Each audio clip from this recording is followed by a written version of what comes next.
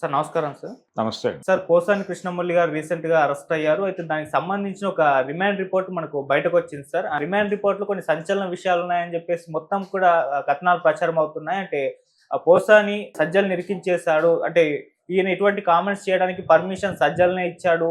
ఆ వీడియోలన్నిటిని కూడా ఎక్కువగా సోషల్ మీడియాలో దాన్ని తీసుకుపోవడంలో సజ్జల పాత్రే ఉంది అని చెప్పేసి ఆ రిమాండ్ రిపోర్ట్‌లో ఉన్నట్టుగా వార్తలు వినిపిస్తున్నాయి సార్. ఈ విధంగా మరి సజ్జలకేమన్నా ఈ రిమాండ్ రిపోర్ట్ వలన ఇప్పుడేమన్నా అంటే ప్రభావం చూపించే అవకాశం ఉందా సజ్జల పైన? మరి దీని గురించి మీరేం చెప్తారు? అంటే స్క్రిప్ట్ వచ్చేది మేము చదివేవాళ్ళం, మాకే సంబంధం లేదు హ్మ్. చెప్పాడని చెప్తున్నారు. హ్మ్. చెప్పుండొచ్చు కూడా.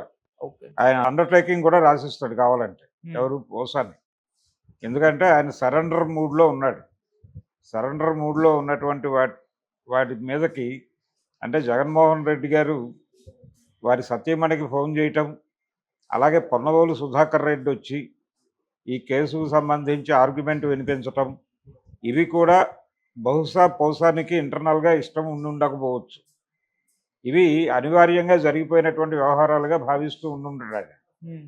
ఎందుకు ఇష్టం లేదంటే వీళ్ళు రావటం వలన స్టిల్ ఇప్పటికీ తన రిలేషన్ కొనసాగుతుంది అని బయట ప్రపంచం అనుకునేటువంటి ప్రమాదం ఉంది. ఆయన ఆల్రెడీ తెల్లజెండా ఎగరేశాడు. నేను రాజకీయాల్లో లేను, రాజకీయాలకి నాకు ఏ సంబంధం లేదు, నన్ను దయచేసి రాజకీయ దృష్టితో చూడొద్దు అని చెప్పి కోరుతూ నన్ను తిరిగి సినిమా రంగంలోకి తీసుకోండి అన్న పద్ధతిలో ఆయన ఆ మధ్య ఓ ప్రెస్ మీట్ పెట్టాడు. ఆ ప్రెస్ మీట్ పెట్టిన తర్వాత దాదాపు 6 నెలల తర్వాత జరిగినటువంటి దాడిది. ఓకే. ఏది ఈ అరెస్టు, ఈ వ్యవహారం అంతా. అందుకని ఆయన మూడు సరెండర్ మూడ్‌లో ఉన్నాడు ఆయన. ఏదో పద్ధతిలో బయటపడాలి ఈ కేసుల్లో నుంచి అనుకుంటున్నాడు. కానీ ఇక్కడ పీటీ వారెంట్లు ఇష్యూ అవుతాయి. ఈ పీటీ వారెంట్లు అన్నీ వచ్చిన తర్వాత ఆయన వాటి అన్నిట్లోనూ బెయిల్ పొంది బయటకు రావాల్సి ఉంటుంది. అందుకని అంత ఈజీ వ్యవహారంగా కనిపించట్లేదు. ఇక ఆయన ఏదైనా చెప్పుండొచ్చు. జగన్మోహన్ రెడ్డి గారు ఇలా చెప్పకపోతే కుదరదన్నారు, అందుకని చెప్పాను అని కూడా చెప్పించొచ్చు. ఆయనతో పెద్ద కష్టమేం కాదు. హ్మ్. పోలీస్ ఇంట్రాగేషన్‌లో రకరకాల పద్ధతుల్లో వాళ్ళు అంటే ఒక విచిత్రమైన వాతావరణంలోకి వెళ్ళిపోతారు పోలీస్ స్టేషన్‌లోకి వెళ్ళగానే సైకలాజికల్‌గా. దీనిలో నుంచి ఎలా బయటపడాలి అనేటువంటిదే మోటోగా నిలబడుతుంది ఆ టైంలో. ఓకే. నిలబడినప్పుడు వీళ్ళకి అనుకూలమైనటువంటి విషయాలు చాలా చెప్పి వాళ్ళతో చెప్పించి హ్మ్. ఇదే కదా జరిగింది, ఇలాగే జరిగి ఉంటుంది కదా అంటారు. వాళ్ళు చెప్పరు. మీరే మాట్లాడారా, ఎవరైనా స్క్రిప్ట్ పంపించారా అంటే అందులో తను బయటపడటానికి అవకాశం ఉన్నటువంటి మార్గాన్ని అన్వేషించి అవునండి ఎవరో పంపిస్తే మాట్లాడారు నాకెందుకు అంటాడు ఈయన. ఓకే, బయట నుంచి వచ్చిన స్క్రిప్టులకి నేను మాట్లాడాను తప్ప నాకేం తెలియదు అని పక్కన ఒక వాక్యం రాసుకుంటారు. హ్మ్. ఎవరు పంపించారు వాళ్ళు ఆ స్క్రిప్ట్లు? సజ్జల రామకృష్ణారెడ్డి గారేనా అంటారు. అంటాడు ఆయన. వెంటనే సజ్జల రామకృష్ణారెడ్డి పంపించినటువంటి స్క్రిప్టులనే నేను చదివేవాడిని. వీటిని ఎవరు ప్రమోట్ చేసేవారు? సజ్జల భార్గవే కదా అంటారు వీళ్ళే. అంటాడు ఆయన. ఈ పద్ధతిలో డిజైనింగ్ జరుగుతుంది. ఓకే. సో వీళ్ళు స్టేషన్లో ఆయన్ని విచారించిన సందర్భంగా వెల్లడైనటువంటి విషయాలన్నింటినీ వాళ్ళు దానిలో నమోదు చేశారు. వీటి ఆధారంగా సజ్జల భార్గవ్ మీద కావచ్చు, సజ్జల రామకృష్ణారెడ్డి గారి మీద కూడా కేసు పెట్టుకోవచ్చు, తప్పేం లేదు దానిలో. ఇవే కాదు, ఇంకా 100 కేసులు పెట్టుకోవచ్చు కావాలంటే. అసలు టోటల్ వైఎస్ఆర్సీపీలో జగన్మోహన్ రెడ్డి నుంచి మొదలు పెడితే కింది స్థాయి కార్యకర్త వరకు కేసులు పెట్టుకోవచ్చు. ఇక్కడ వాళ్ళు మాట్లాడినటువంటి అభ్యంతరకరమైనటువంటి ఆ భాష మీద మాత్రమే కాన్సన్ట్రేట్ చేసి మీరు ఇలా అబ్యూజ్డ్ లాంగ్వేజ్ వాడారు, అందువలన మీకు బుద్ధి చెప్పడం కోసం మేము అరెస్ట్ చేస్తున్నాం అంటే ఒక పద్ధతి. కానీ ఇది అలా కనిపించట్లా. వీళ్ళు రకరకాల ఏరియాల్లో కేసులు పెట్టి వీళ్ళని వేధించే ప్రోగ్రాం మొదలుపెట్టారు. వీళ్ళ నోట్లోంచి వీళ్ళకి కావలసినటువంటి మాటలు రప్పించడం కోసం టెర్రరైజ్ చేస్తున్నారు. సరెండర్ చేసుకునే మోటోలో కనిపిస్తున్నారు. అంటే కక్ష సాధింపు అనేది ప్రోగ్రాం ఉంది దీనిలో. వీళ్ళకి కేవలం వాళ్ళు ఏదో లాంగ్వేజ్, ఒక ఫిల్తీ లాంగ్వేజ్ వాడారు కాబట్టి వాళ్ళకి బుద్ధి చెప్పాలని కాదు. అంటే వీళ్ళు కూడా ఆమోదిస్తున్నారు ఆ భాష మాట్లాడటాన్ని. ఎందుకంటే వాళ్ళు మాట్లాడారు ఆ భాష. ఎవరు మాట్లాడారు? ఇప్పుడు స్పీకర్గా కూర్చున్నటువంటి అయ్యన్న పాత్రుడు గారు మాట్లాడిన భాష తక్కువ భాష ఏం కాదు.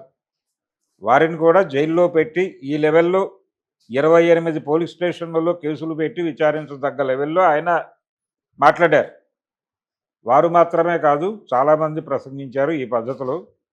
అంటే భాష ఒక జనరలైజ్ అయిపోయినటువంటి స్థాయికి చేరుకుంది. హ్మ్. వాళ్ళు మాట్లాడుతున్నారు కాబట్టి మేము మాట్లాడేమనేది ఎక్స్‌క్యూజ్ కాదు. ఎందుకు ఎక్స్‌క్యూజ్ కాదంటే, ఆ పద్ధతిలో చూస్తే ఈయన మాట్లాడిన దానిలో కూడా బూతులు తక్కువే ఉన్నాయి ఓసారి. హ్మ్. ఓసారి పవన్ కళ్యాణ్ ఏదో అన్నాడని కదా గొడవ. ఆయన ఏమన్నాడు? దొంగలు అసలే మెసలే ధూర్తలోకంలో అన్నాడు. అది నాది కాదు శ్రీశ్రీ గారిది అంటాడాయన. పవన్ కళ్యాణ్ లాంటి అనే ఒక్క మాట మాత్రమే నేను జోడించాను. మిగిలినదేది నాది కాదు అంటాడు. ఏం చేస్తారు ఈళ్ళు? అందుకని బూతులు వాడటము అనేది ఒక సంస్కారంగా అన్ని పార్టీలు చేసినాయి. తెలుగుదేశము చేసింది, పవన్ కళ్యాణ్ చేశాడు. వేదిక మీద నుంచే ఆయన చెప్పు తీసి ప్రదర్శిస్తూ ఆయన వాడిన భాష తక్కువ భాష ఏం కాదు కదా. గొడ్లోడు తీసి రోడ్ల మీద పరిగెట్టించి కొడతాను అనే లెవెల్లో మాట్లాడాడు కదా ఆయన. ఆయన మాట్లాడాడు, అయ్యన్న పాత్రుడు గారు మాట్లాడాడు. ఇప్పుడు ఆయన గౌరవనీయమైనటువంటి స్పీకర్ స్థానంలో ఉన్నాడు. తర్వాత ఈయనేమో ఉప ముఖ్యమంత్రిగా ఉన్నాడు. తెలుగుదేశం పార్టీలో అలా ఆ లాంగ్వేజ్ వాడిన వాళ్ళు చాలామంది ఉన్నారు. గెలిచిన తర్వాత రెచ్చిపోయి మాట్లాడిన వాళ్ళ బయటలు కూడా ఉన్నాయి. ఇవన్నీ పట్టుకుని కేసులు పెడితే ఏమైపోతారు? అందుకని మీరు కల్చర్ నేర్పాలనుకుంటే ఒకే కేసు పెట్టండి. మీరు ఈ రకమైనటువంటి భాష వాడారు అంటే పార్లమెంటరీ లాంగ్వేజ్ అనేటువంటి ఒక గౌరవప్రదమైనటువంటి భాషను అగౌరవపరిచారు, అందుకని మీ మీద కేసు పెడుతున్నాం అని ఒక కేసు పెట్టి దాని మీద సిన్సియర్గా దర్యాప్తు జరిపిస్తే అది మీకు వాళ్ళు వాడినటువంటి పదజాలం మీద మీకు ఉన్నటువంటి అభ్యంతరాన్ని తెలియజేస్తుంది ప్రపంచానికి. హ్మ్. ఒక కల్చర్ని మీరు కరెక్ట్ చేయదలుచుకున్నారు అనే విషయం అర్థమవుతుంది.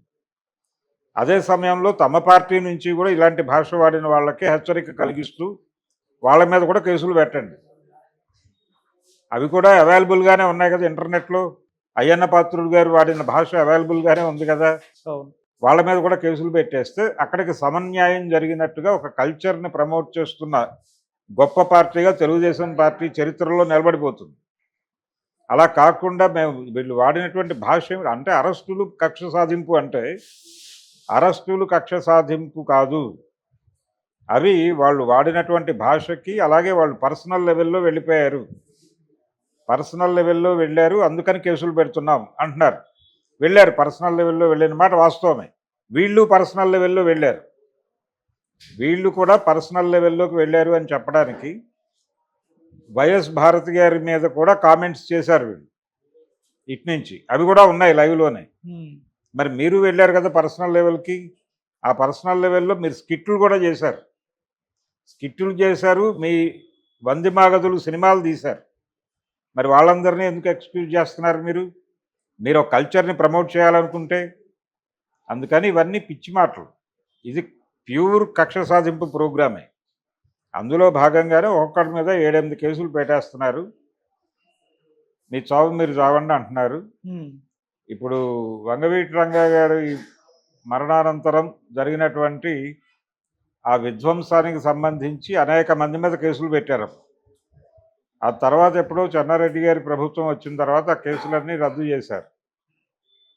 అలా రేపు వీళ్ళ ప్రభుత్వం వచ్చాక ఈ కేసులన్నీ రద్దు చేయొచ్చు, కొత్త కేసులు పెట్టచ్చు. అలాగే వాళ్ళ ప్రభుత్వం వచ్చాక ఆ కేసులు రద్దు చేయొచ్చు. కాబట్టి ఇలా మేము 7-8 స్టేషన్స్లో కేసులు పెడతాం. అన్ని కంటెంట్ ఒకటే.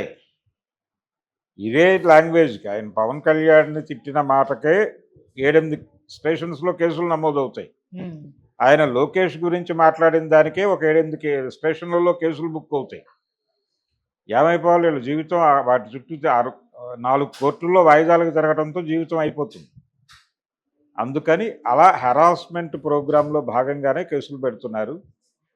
సజ్జల రామకృష్ణారెడ్డి మీద పెట్టుకోవచ్చు, భార్గవ మీద పెట్టుకోవచ్చు. ఆల్రెడీ ఇవి బయటకు వచ్చేసిన పేర్లే. వీటికంటే ముందు ఉన్నటువంటి జాబితా ఒకటి ఉంది. ఆ జాబితా ప్రకారం ఎవరెవరు పెడతారు అనేది చూద్దాం. హ్మ్. ఇది కక్ష సాధింపు కార్యక్రమం అనేది ప్రజలలోకి ఇంకితే దీని తాలూకా నెగిటివ్ ఇంపాక్ట్ ఖచ్చితంగా ఉంటుంది. జనం మాట్లాడుతున్నారు ఆల్రెడీ. ఈ అరెస్టులు చేయటం కోసం కాదు కదా మేము అధికారం ఇచ్చింది నీకు. నువ్వేదో మంచి పరిపాలన అందిస్తావని ఇచ్చాం. వాళ్ళేదో మిమ్మల్ని తిట్టారని మీరు అధికారంలోకి వచ్చి వాళ్ళందరినీ ఏదో చేస్తారని ఆ ప్రోగ్రాం మాకు లేదు.